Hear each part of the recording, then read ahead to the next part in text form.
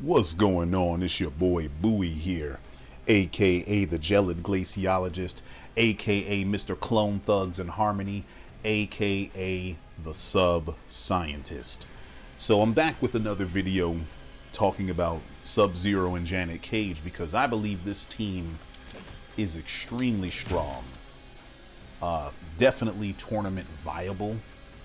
And it could wind up forming into one of Sub-Zero's best teams. At the very least, it is a team I think that every sub player should consider picking up and learning. And the reason for that is not only does this team give you access to giga damage, it also has a lot of utility. So, as per usual, I be in the lab. And I learned that this team can really access some really cool damage off of a lot of unusual situations, or even just, typical situations.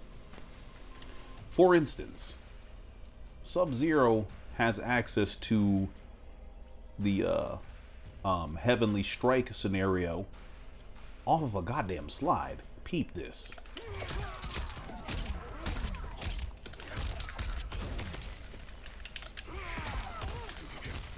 Whoops, I messed that up.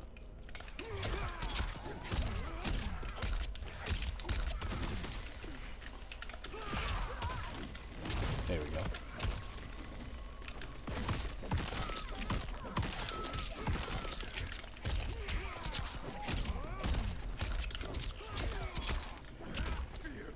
And then I can put a clone up right after. So, from an errant slide to the corner, Sub-Zero gets access to that situation. So let me first educate people on what the triple clone Heavenly Strike what the Heavenly Strike actually is. So I got this tech from Combo Heaven. And what happens is when Sub-Zero gets any kind of hit confirm into back 2, he can do this. And that gives you access to a low or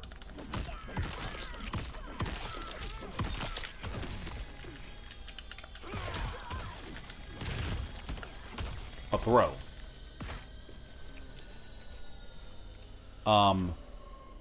The opponent cannot delay wake up out of this. The opponent cannot jump. If you predict that they will try to armor you, you can armor break them out of it. I call this the Heavenly Strike. Now, there's several different strikes you can do out of the triple clone. You'll notice that I use dive kick, but you can just as easily use, well, you gotta be careful.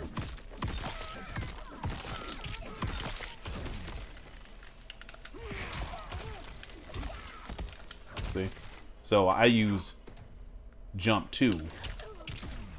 And this comes from anything that we do. So we used to do deadly vapors into it.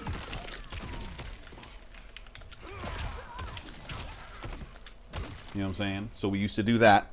But now EX Polar Palm will give us the same scenario as well, but we have to be careful if we use EX Polar Palm. You see how she fell out of the clone faster? So if you get a hit confirm into Polar Palm, EX Polar Palm, you have to do forward dash and then slide, and then you can get the situation. And let me show you what the damage looks like. So Sub-Zero can universally do that to people off of any hit confirm. So if he gets a random 2-1 for 2 bars of meter, he can really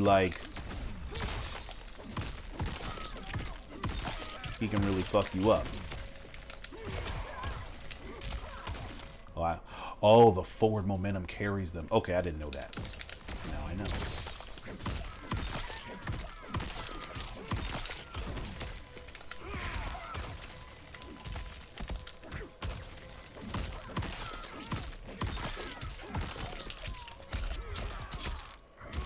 So he can just universally do that. And of course, the throw is an option as well.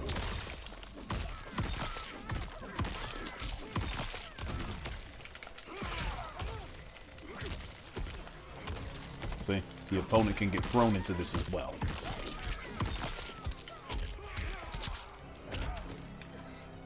So he's doing between 50% and 70%. Now it's expensive. It's 2 bars, you know. So I wouldn't recommend that you do this if your opponent has anywhere close to 2 bars, because they're going to break. This is most usable if the opponent has 1 bar or less, and especially useful if they just broke and you have 2 bars of meter to spend and you want to kill them. You know what I'm saying? So that's the Heavenly Strike situation.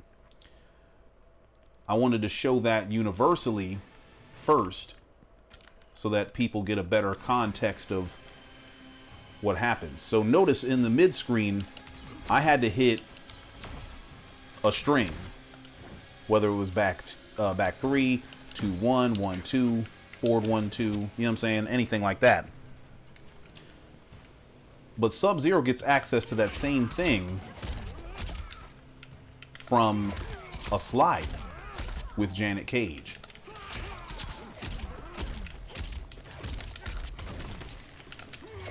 Oh, sorry. So because you didn't freeze first, you can back, dash, forward, dash, then slide. And then you get access to the situation. You know what I'm saying?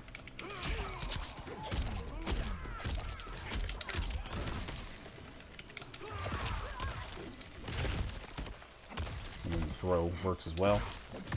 And you can even put them right back in the corner. Whoops, I fucked that up. But you see what I did.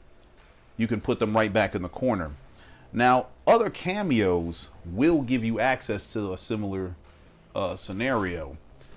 Movado will do it, Scorpion will do it, Sonya will do it. Any cameo that combos from the slide will give you access to that. But it's something that we can look out for, because invariably there's going to be opponents who you can hem them down in the corner, you know what I mean? And they may do something dumb. They may decide, oh, I'm gonna try to jump. I'm gonna try to do something. I might try to attack. And you get a knockdown, you back up, they start moving, you get the slide. And then you can start your stuff. And they may not already be in the corner. They could just be near the corner. Now notice she ain't even in the corner now.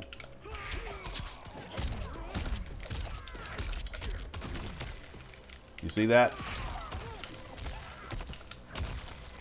Well, I hit her a little too hard. But that would have armor broken if she would have tried to armor out.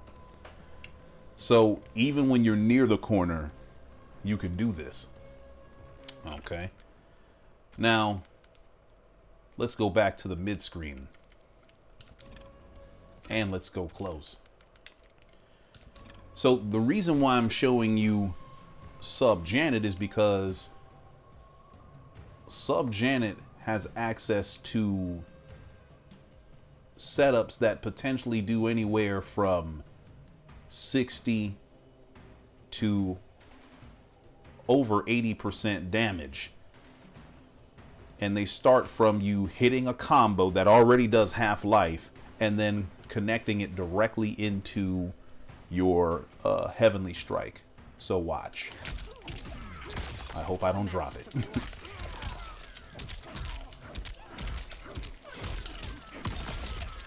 Whoops. I just got done saying I hope I didn't drop it.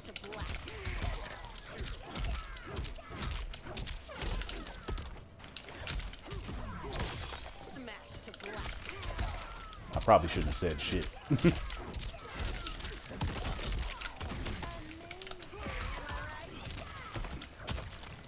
Ooh.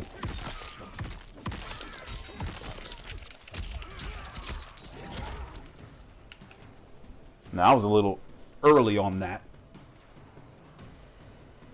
Notice, that's over 80%. And that's not even max damage. Let me try to get my Janet in there. My second Janet.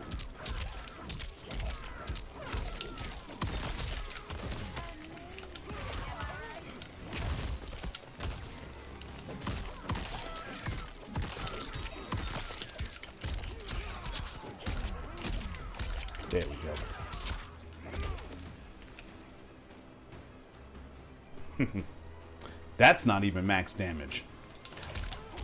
Let's try it again.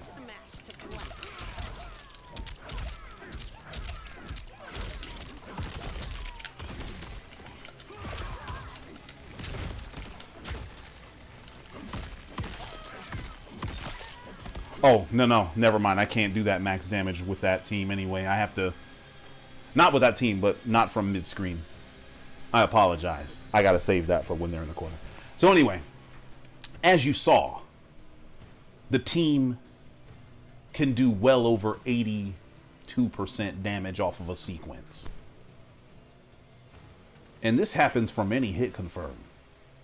So if Sub-Zero ever gets a straight hit like this, like this, like this, if he ever up blocks a jump in, if he ever punishes anything that's unsafe, if he just interrupts pressure, that scenario is waiting for them. Is waiting for them. It's waiting for them. You see what I'm saying? And I hope I don't have to explain that this is powerful. And not only does it carry them to the corner, you even get the chance to put up an ice clone right after. Let me demonstrate that. Smash to black.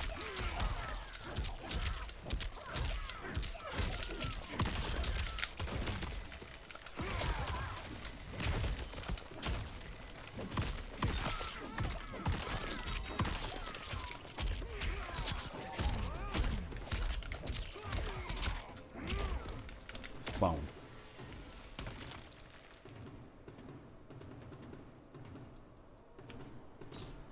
I think that's kind of strong. And because you're using Janet, a throw will kill.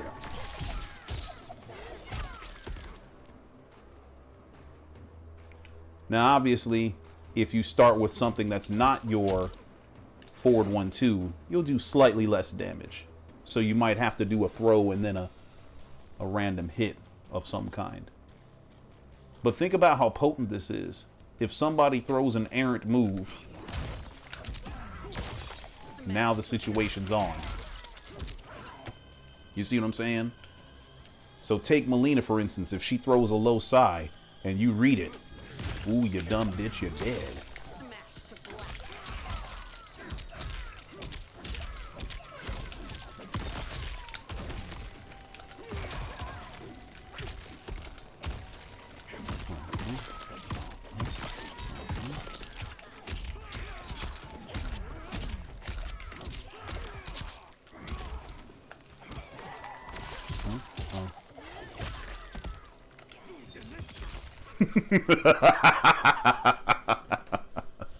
And that was from a dive kick.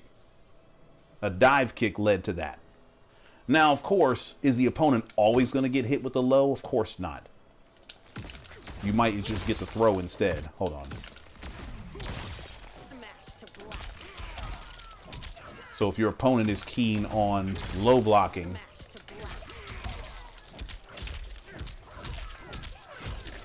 bruh. Come on, you can do it.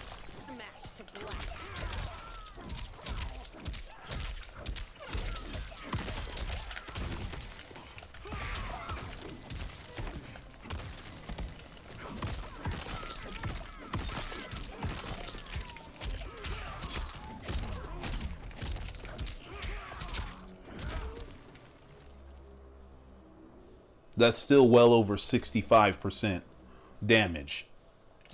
And as you know, you can put a clone up directly after that. So they just ate. They lost over half of their life. They're placed in the corner. You have an ice clone in their face. You are at advantage. Now again, I need to say this. This is expensive. It costs 2 bars. And you don't do this when your opponent has 2 bars of meter or more, because they will break this, right? And then you're not going to be able to do this swagged out shit. But if you've gotten them to waste their bar, or if they just broke and then they get hit, they're just fucking dead. You see what I'm saying? They're dead. This character becomes a character that just executes, you know? Now, that was mid-screen. I alluded to the fact that he can also do this when the opponent's in the corner, and that's true as well. So if Sub-Zero gets the opponent at or near the corner, and you get a hit confirm, Lord have mercy. Smash to black. I seem to recall saying that you could do triple clone into freeze. Oh, I fucked it up. You know, remember I said you could do Half-Life combo into clone and triple clone? Yeah, we can. Oops. Smash to black.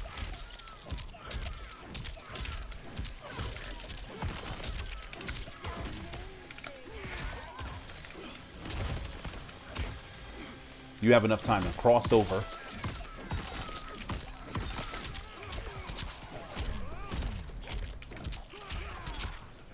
Look at the damage. Look at that. That's 90%. 90%. And you have access to a clone afterwards. They're dead. They're dead. They are dead. If you don't find a way to kill your opponent after having taken 90% of their health bar, you deserve to lose. I don't know. I think that's a little bit too potent to pass up. And it's true that he has these sequences with several teams. He does. He does. But here's the scenario. Even if you misjudge it and your opponent is able to break, your initial combo still did half life. Smash to black. Oops. Smash to black.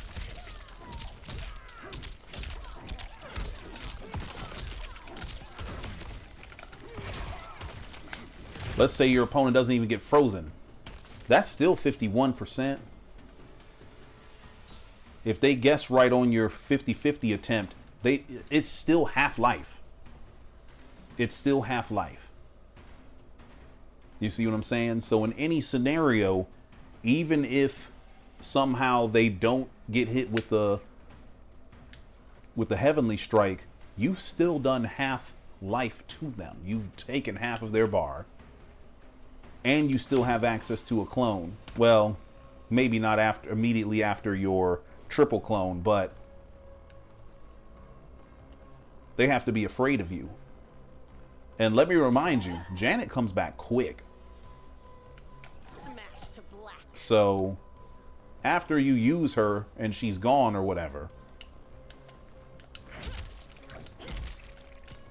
look at how quickly she's recharging. She's recharging fast as shit. You know what I'm saying? So this is a potent team. And then here's the other thing I forgot to show y'all. How do I... oh, I want to do reversal. Let's have her do down one as a reversal. Oh, she ain't gonna listen now. Why not?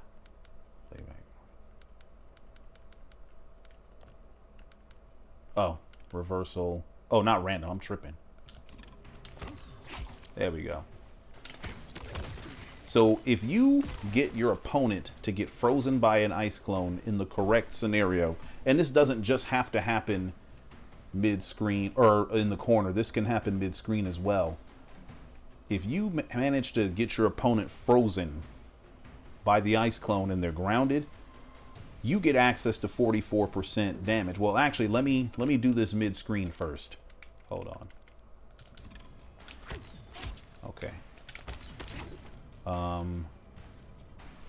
do I want to do this? Oh, you know what? No, I'm gonna reverse it. Okay. Smash to black. So what you're actually able to do is you're actually able to call out Janet and get a massive combo if you get your opponent frozen. Watch. Hold on. Smash to black. I keep fucking it up. No, sorry. Smash to black. Oh, shit. I kept trying to... I was going to do the clone thing. Sorry. Smash to black.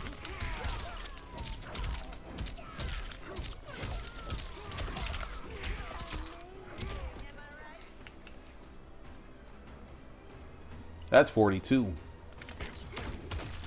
Smash to black.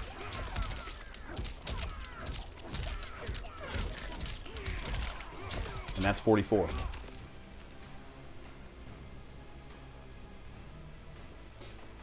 So an errant ice clone gives you access to 44% damage with this team. An ice clone. And of course in the corner it's more. Let's go to the corner now. Smash to black. Jesus. Smash to black. Whoops. Hold on. Smash to black.